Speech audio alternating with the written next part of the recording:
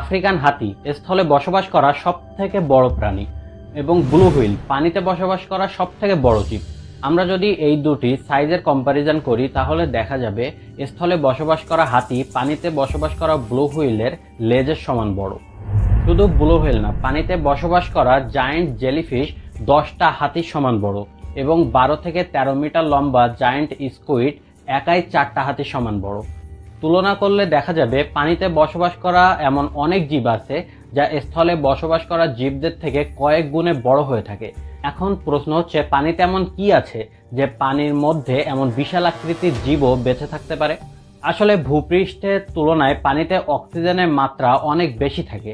এখান থেকে 400 বছর আগে ভূপৃষ্ঠে অক্সিজেনের মাত্রা ছিল 30%, যা এখন 13%-এ নেমে এসেছে।